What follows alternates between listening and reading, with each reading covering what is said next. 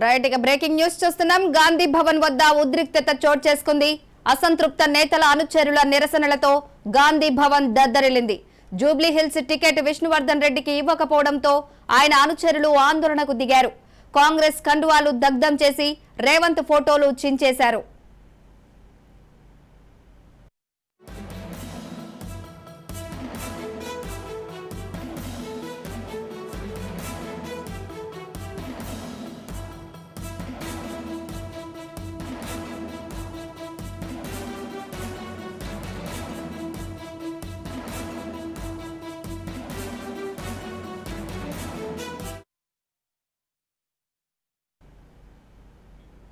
Right ఇదే విషయానికి సంబంధించి మరింత సమాచారం మా ప్రతినిధి విక్రాంత్ లైవ్ ద్వారా అందించడానికి సిద్ధంగా ఉన్నారు. విక్రాంత్, చెప్పండి.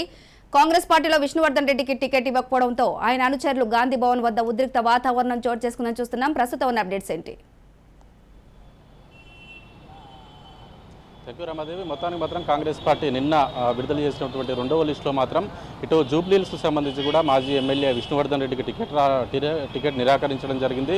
ఆ ప్లేస్లో మాజీ క్రికెటర్ అయినటువంటి అజారుద్దీన్కు టికెట్ కేటాయించిన నేపథ్యంలో కూడా ఉదయం నుంచి కూడా విష్ణువర్ధన్ రెడ్డి తన కార్యకర్తలతో తన ఇంట్లో మాత్రం సమావేశమయ్యారు. ఈ నేపథ్యంలోనే గత కొద్దిసేపటి క్రితమే గాంధీ భవన్లో కూడా తన అనుచరులు వచ్చి కూడా కాసేపు ధర్నా చేసినటువంటి పరిస్థితి ఉంది. అదేవిధంగా గేట్లకు తాళాలు వేసిన సందర్భంలో కూడా గాంధీ భవన్ గేట్లను కూడా రాళ్లతో విసిన సందర్భం కనిపించింది. మొత్తానికి కార్యకర్తలు మాత్రం కాసేపు హంగామా చేశారని చెప్పుకోవచ్చు. ఇటు తన మెడలో ఉన్నటువంటి కండువాలను కూడా తీసి కాంగ్రెస్ పార్టీకి సంబంధించిన కండువాలను కూడా గాంధీ భవన్లో తలగబెట్టిన పరిస్థితి ఉంది. మొత్తానికి మొదటి నుంచి కూడా ఇటు జూబ్లీలకు సంబంధించి విష్ణువర్ధన్ రెడ్డి సర్వేలలో వెనుకబడి ఉన్నారు. ఖచ్చితంగా విష్ణువర్ధన్ రెడ్డికి టికెట్ రాదు అని చెప్పుకుంటున్నప్పటికీ విష్ణువర్ధన్ రెడ్డి మాత్రం తనకే టికెట్ వస్తుందనేసి మాత్రం ఆశాభావంగా ఉన్నారు. అయినప్పటికీ తన సొంత సోదరైనటువంటి విజయారెడ్డికి ఇటు ఖైరతాబాద్ సీటు కేటాయించిన నేపథ్యంలో కూడా విష్ణువర్ధన్ రెడ్డికి సీటు రాని పరిస్థితి ఉంది. ఒకే ఇంట్లో ఇద్దరికి టికెట్లు అనే విధానం కావచ్చు. ఇటు పక్కనే ఆనుకొని ఉన్నటువంటి కాన్స్టిట్యున్సీకి సంబంధించి ఖైరతాబాద్ కాన్స్టిట్యున్సీ ఆనుకొని ఉన్న నేపథ్యంలో కూడా ఇటు జూబ్లీహిల్స్కి సంబంధించి కూడా విష్ణువర్ధన్ రెడ్డికి టికెట్ నిరాకరించారు. అందులో భాగంగా కూడా ఇటు అనేక సార్లు ఏఐసిసి హైకమాండ్ కూడా సర్వేలు చేసిన నేపథ్యం ఉంది. ఆ సర్వేలలో కూడా విష్ణువర్ధన్ రెడ్డి వెనుకంజలో ఉన్నారనేసి కూడా టీపీసీసీ మొదటి నుంచి చెప్తూ వస్తుంది. అయినప్పటికీ విష్ణువర్ధన్ రెడ్డి మాత్రం తన ఇంటికే పరిమితం అయ్యాడని చెప్పుకోవచ్చు. ఈ నేపథ్యంలోనే విష్ణువర్ధన్ రెడ్డికి టికెట్ రాలేదు. దీంతో విష్ణువర్ధన్ రెడ్డి మాత్రం ఈ రోజు ఉదయమే కార్యకర్తలతో భేటీ అయ్యి కూడా భవిష్యత్ కార్యాచరణ ప్రకటించడానికి సిద్ధపడ్డాడు. మొత్తానికి అవసరమైతే కాంగ్రెస్ పార్టీని వీడి బీజేపీ పార్టీకి వెళ్లే ఆలోచనలో కూడా విష్ణువర్ధన్ రెడ్డి ఉన్నట్లు తెలుస్తుంది. కానీ విష్ణువర్ధన్ రెడ్డి మాత్రం ఇంకా కాంగ్రెస్ పార్టీలోనే ఉంటాను, అవసరమైతే ఒక అసూరెన్స్ ఇస్తే కాంగ్రెస్ పార్టీలో కొనసాగుతాను, లేదంటే నేను ఖచ్చితంగా బీజేపీ పార్టీలోకి వెళ్తాననే విషయం కూడా బహిరంగంగా చెప్పిన పరిస్థితి ఉంది. ఒక జూబ్లీలకు సంబంధించి విష్ణువర్ధన్ రెడ్డే కాదు, వాస్తవానికి నిన్న సెకండ్ లిస్ట్ ఎప్పుడైతే విడుదలైందో నిన్న రాత్రి విడుదలైన సందర్భంలో కూడా ఈరోజు ఉదయం నుంచి కూడా రాష్ట్ర వ్యాప్తంగా కూడా 45 స్థానాలకు సంబంధించి కూడా ఎవరైతే టికెట్ ఆశించి భంగపడ్డారో వాళ్ళంతా కూడా ఒక కార్యకర్తలతో మాత్రం సమావేశం ఏర్పాటు చేసుకున్నారు. ఇప్పటికే ఎల్లారెడ్డికి సంబంధించి కూడా సుభాష్ రెడ్డి కాంగ్రెస్ పార్టీకి రాజీనామా చేసే యోచనలో ఉన్నట్టు తెలుస్తుంది.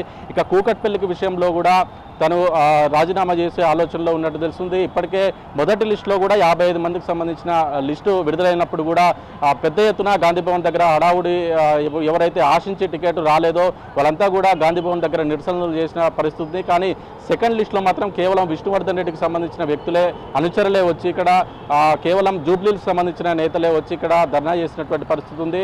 అంత మినహా వేరే ఏ నేతలు కూడా ఇక్కడ గాంధీ భవన్ వైపు రాలేదు. మొత్తానికి మాత్రం ఎవరైతే ఆశించి టికెట్ రాలేదో వాళ్ళకి మాత్రం వారి కాన్స్టిట్యున్సీల వైజ్గా మాత్రం సమావేశాలు ఏర్పాటు చేసుకుని అవసరమైతే కాంగ్రెస్లోనే ఉండాలా లేకపోతే పార్టీ విడిచి వెళ్ళాలనే దాని పైన మాత్రం వల్లగుల్లాలు పడుతున్నారు.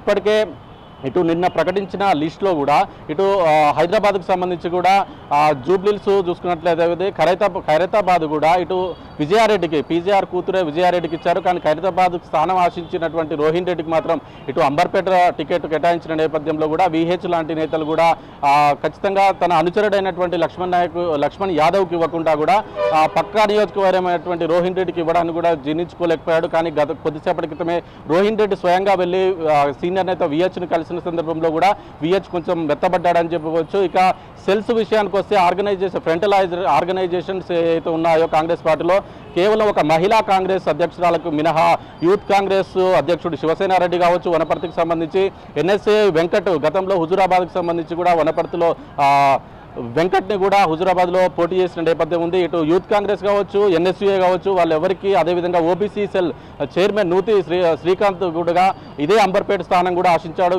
ఈ ఎవరైతే ఫ్రంటల్ ఆర్గనైజేషన్స్ ఉన్నారో వారికి ఖచ్చితంగా మేము టికెట్ ఇస్తామనేసి కూడా మొదటి నుంచి కాంగ్రెస్ పార్టీ చెప్తా వస్తుంది. అయినా కానీ ఇటు యూత్ కాంగ్రెస్, ఎన్ఎస్యూఏ, అదేవిధంగా ఓబీసీ సెల్ ఎవరికి కూడా టికెట్ ఇవ్వని పరిస్థితి ఏర్పడింది. దీంతో వాళ్ళందరినీ కూడా సముదాయించే పనిలో ఉన్నారు. కాంగ్రెస్ పార్టీ ఇప్పటికే లిస్టు ప్రిపేర్ అవుతున్న నేపథ్యంలో కూడా, ఫస్ట్ లిస్టు ప్రిపేర్ అవుతున్న నేపథ్యంలో కూడా కాంగ్రెస్ పార్టీ సీనియర్ నేత జానారెడ్డి నేతృత్వంలో కూడా ఒక కమిటీ ఏర్పాటు చేశారు. ఎవరైతే అసంతృప్తులు ఉంటారో అసంతృప్తులను బుజ్జగించే పని మాత్రం జానారెడ్డికి అప్పగించారు. ఆ జానారెడ్డి మాత్రం ఎవరికైతే టికెట్ రాలేదో, ఎవరైతే కాంగ్రెస్ పార్టీ మీద అసంతృప్తితో ఉన్నారో వాళ్ళందరినీ కూడా బుజ్జగించే పనిలో ఉన్నారు.